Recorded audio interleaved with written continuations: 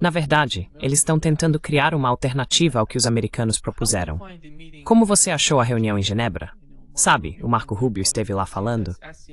Parece que a CNN informou que 3 pontos cruciais desse documento foram removidos. Um deles é a questão das concessões territoriais, outro é a limitação do tamanho das Forças Armadas da Ucrânia, e o terceiro é a adesão da Ucrânia à OTAN. Se presumirmos que os europeus de alguma forma conseguiram retirar esses pontos do documento, isso é possível. Você acha que ainda é viável?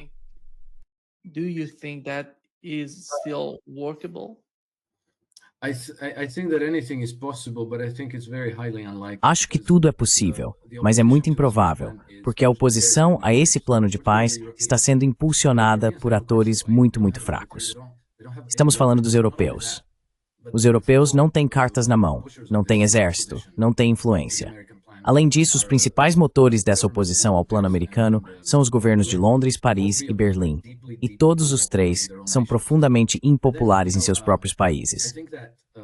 E então, sabe, acho que parte do jogo também envolve essas investigações anticorrupção em andamento na Ucrânia. Elas são claramente conduzidas pelo lado americano. Eles controlam essas agências anticorrupção. O desvio de 100 milhões de dólares foi apenas a ponta do iceberg, mas já abalou o grupo no poder em torno de Zelensky. 3 ou 4 de seus colaboradores mais próximos fugiram e foram para Israel.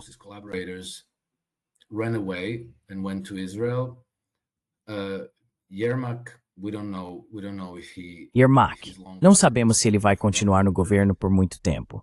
Ele está sob uma pressão tremenda.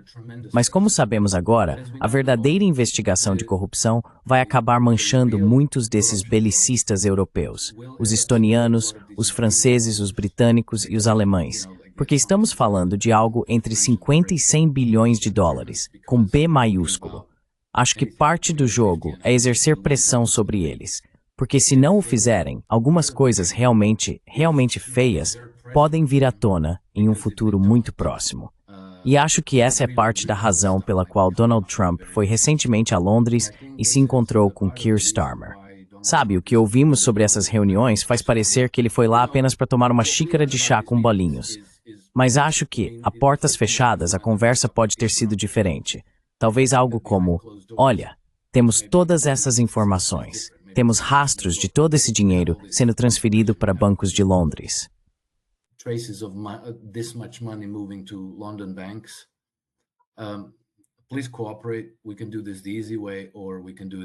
Por favor, colabore. Podemos fazer isso do jeito fácil ou do jeito feio. Acho que um aviso semelhante provavelmente foi enviado para outros lugares na Europa, Paris, Estônia em particular. Aparentemente, os bancos estonianos têm sido um dos principais canais para isso. E no fim das contas, a maior parte desse dinheiro vem dos contribuintes norte-americanos. Então, se isso vier à tona, vai ser realmente embaraçoso para os europeus e vai causar indignação entre o povo americano em relação às elites europeias. E mesmo antes que muito se saiba sobre tudo isso, já está fortalecendo a posição de pessoas como Robert Fico e Viktor Orbán, que querem preservar a paz na Europa e reformar a União Europeia.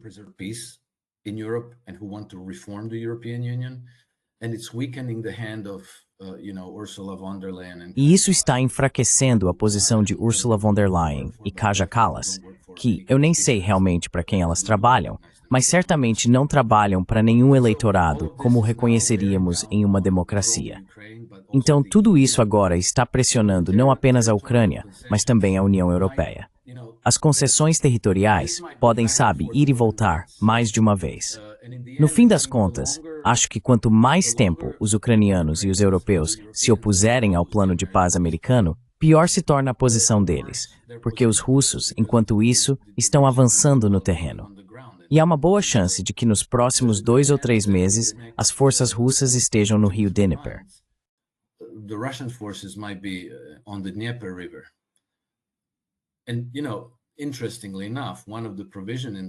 E veja só, curiosamente, uma das disposições do plano de paz é que os russos não interferirão no comércio ucraniano ao longo do rio Dnieper. Talvez eles já estejam prevendo o problema com antecedência. Bem, veremos. Eles já estão próximos do Dnieper no sul. Mas eu me pergunto, sabe, também tivemos tweets, declarações não oficiais de pessoas como Kirill Dmitriev, que disse que esse acordo de paz se baseia no entendimento alcançado entre os dois lados no Alasca, em agosto, sobre o qual não sabemos exatamente o que foi, porque só recebemos relatos muito gerais dessas reuniões.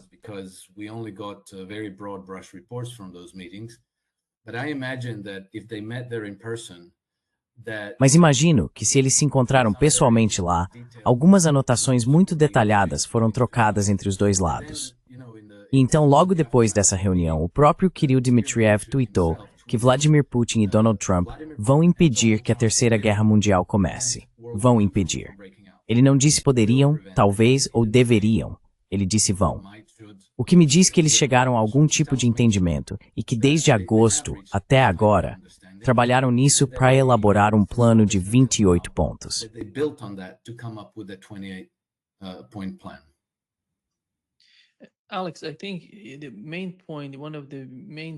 Alex, acho que o ponto principal, um dos principais pontos que você mencionou, é que a Rússia quer que a Ucrânia seja um pouco como a Bielorrússia, próspera, calma e neutra.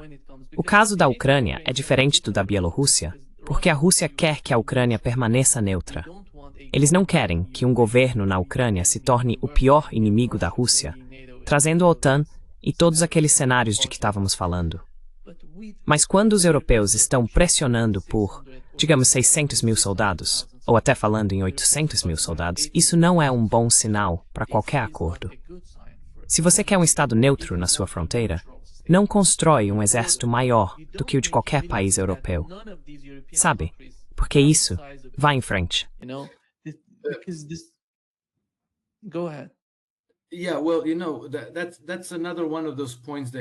É bem, sabe, esse é outro daqueles pontos que poderiam ocupar 2 ou 3 páginas, porque o acordo não fala em 600 ou 800 soldados. Ele fala em pessoal militar.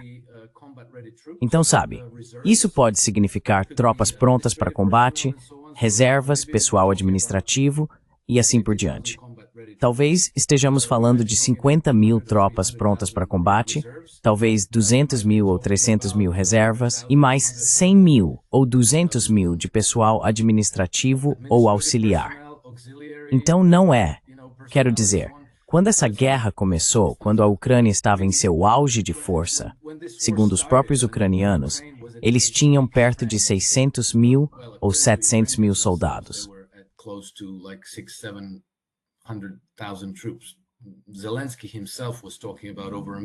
O próprio Zelensky falava em mais de 1 milhão, mas acho que ele estava exagerando. Então, sabe, isso restauraria as forças armadas ucranianas ao nível em que estavam quando a guerra começou em 2022. Não acho que esse seja o objetivo do acordo, e também não acho que os russos concordariam com isso. E, se eles não concordarem, não precisam assinar o acordo de paz. Então, sabe, forçar esse tipo de solução, a eles me parece que, se fosse uma armadilha, seria a armadilha mais tola já criada, porque eles não vão ignorar esse detalhe. Acho que o número é significativo, mas se refere ao pessoal militar. Não a tropas prontas para combate, não a soldados.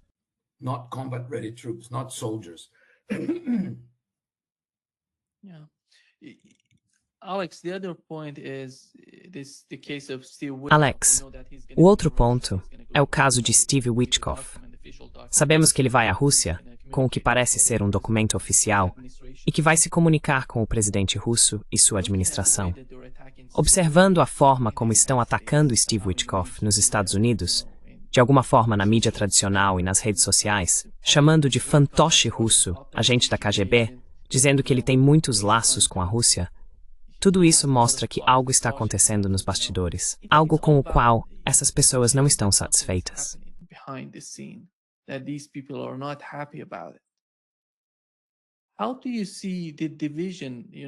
Como você vê a divisão, algum tipo de fratura ou cisão acontecendo dentro do governo Trump? Parece que Marco Rubio e Keith Kellogg estavam envolvidos com o plano, o documento que foi publicado, e todos estavam perguntando por que precisavam publicá-lo. Parece que Keith Kellogg estava por trás disso. Ele o divulgou antes de renunciar ao cargo. Como você vê Donald Trump lidando com esse tipo de divergência dentro do governo?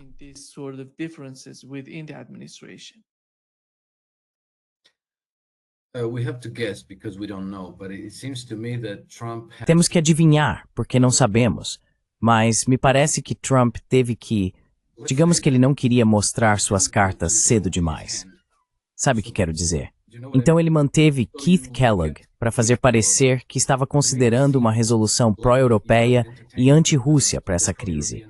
E para dar esperança a eles de que talvez conseguissem trazer Trump de volta para o jogo deles.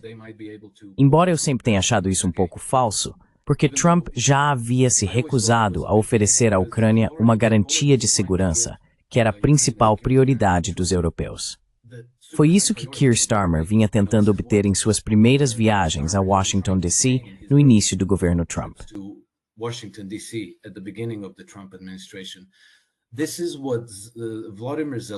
Era isso que Volodymyr Zelensky vinha tentando obter, quando no ano passado, em outubro, acho que foi em outubro ou talvez até em setembro, ele voou para Nova York antes mesmo de Trump ser eleito. Ele estava dizendo, bem aqui, nós lhe daremos este acordo de 500 bilhões em recursos naturais em troca de uma garantia de segurança. O que isso significa?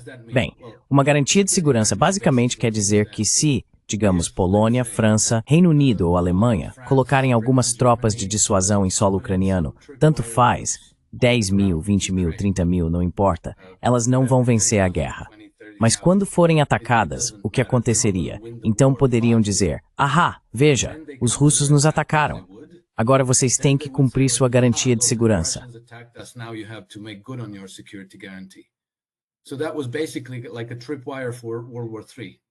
Então, basicamente, aquilo foi como um gatilho para a Terceira Guerra Mundial. E Trump disse, não vou te dar uma garantia de segurança. Depois, por vários meses, houve esse vai e vem, meio que saiu do ciclo de notícias, mas falava-se sobre os recursos naturais da Ucrânia, sabe, os minerais, algo em torno de 10 ou 12 trilhões de dólares em valor. E então descobriu-se que eles fizeram um acordo secreto com os britânicos, dando a eles o controle sobre a maior parte da riqueza de recursos naturais da Ucrânia. Depois disso, Boris Johnson foi à Ucrânia tentar convencer Zelensky a cooperar com Trump. Mas nada disso aconteceu.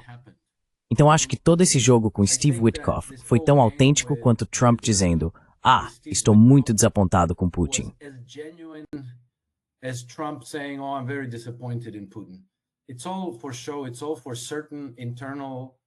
É tudo encenação. É tudo para certos grupos políticos internos. Algum público que ele precisa desviar e acalmar para que não se voltem contra ele ou tentem sabotar seu acordo de paz. Mas eu acho que desde o início a intenção era acalmar a Europa. E vou te contar uma história que é extremamente importante. Me dê um segundo. Desculpe, meu mordomo está pedindo instruções. Um exemplo muito bom é o que aconteceu na Bósnia e Herzegovina. Tenho falado sobre isso nas últimas 2 ou 3 semanas em alguns podcasts e publiquei um artigo a respeito porque é extremamente importante, mas não está em destaque nas notícias. Ou seja, a Bósnia e Herzegovina, sua capital é Sarajevo, certo? Foi lá que a Primeira Guerra Mundial começou.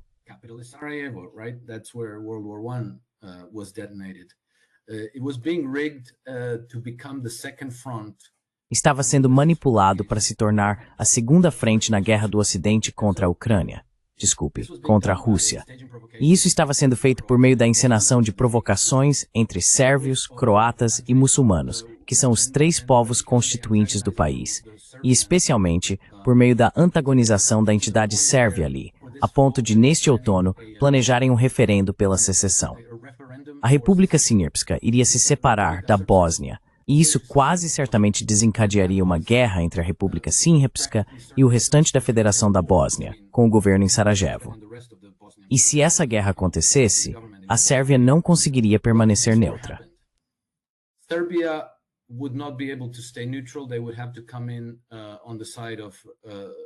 Eles teriam que entrar ao lado da República Srpska. A Croácia seria envolvida porque tem uma minoria croata na Bósnia, e a Croácia é um país membro da OTAN. A Hungria também poderia ser arrastada para essa guerra. A Hungria também é membro da OTAN. Portanto, isso poderia praticamente abrir uma frente, a OTAN contra a Sérvia e a República Srpska, caso em que a Rússia não conseguiria permanecer neutra. Eles teriam que intervir. Foi assim que o conflito foi planejado, para atrair a Rússia para uma beira-Rus para uma guerra em uma segunda frente. O roteiro é muito semelhante à forma como a Primeira Guerra Mundial foi provocada, e essa guerra terminou com a devastação total da Europa e 40 milhões de mortos.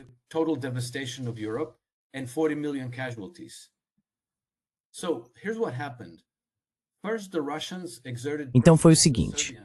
Primeiro, os russos exerceram pressão sobre a liderança sérvia na República Siniepska para que atuasse dentro dos acordos de Dayton, que foram a base da constituição do país e do fim da guerra em 1995. Depois, Donald Trump realmente colocou seu peso político por trás de Milorad Dodik, que era um presidente muito popular da República Srpska. Assim, eles preservaram a liderança sérvia por meio de uma espécie de candidato de procuração, Milorad Dodik. Formalmente, cumpriram o diktat de Sarajevo, da federação que vem vai Pila.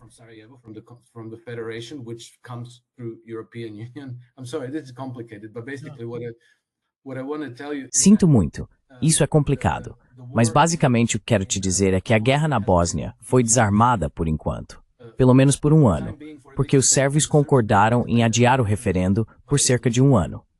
Então, em vez de realizarem o referendo agora, eles podem fazê-lo daqui a um ano. Mas sabe, até lá veremos. De qualquer forma, era amplamente percebido na Bósnia que os britânicos estavam agravando as pressões que levavam à guerra. E foi muito claro que a cooperação entre os russos e o governo Trump desarmou esse barril de pólvora.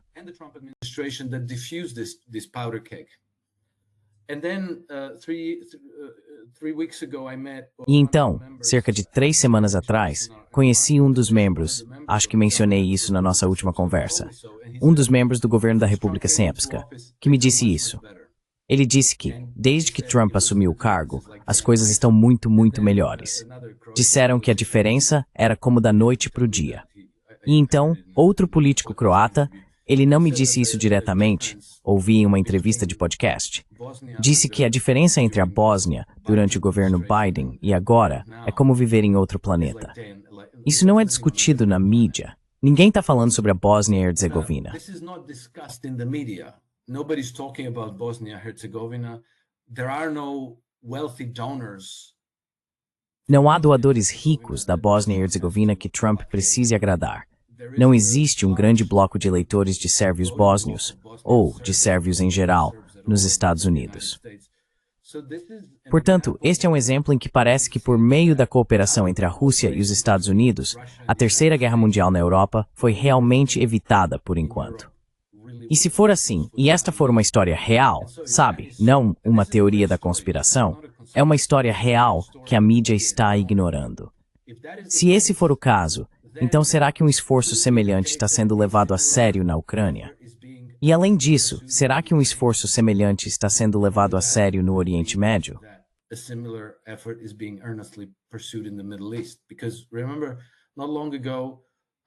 Porque lembrem-se, não faz muito tempo, Al-Jolani foi a Moscou e se encontrou com Vladimir Putin.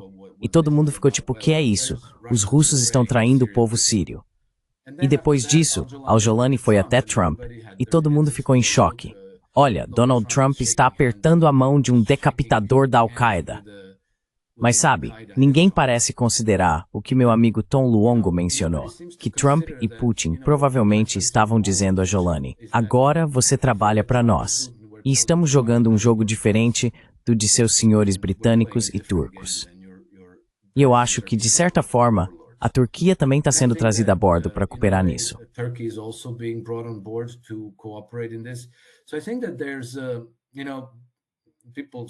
Acho que as pessoas dizem que eu dou crédito demais ao Trump, mas acredito que é plausível, e eu diria até provável, que uma nova arquitetura de segurança esteja sendo desenvolvida e preparada para o mundo neste exato momento.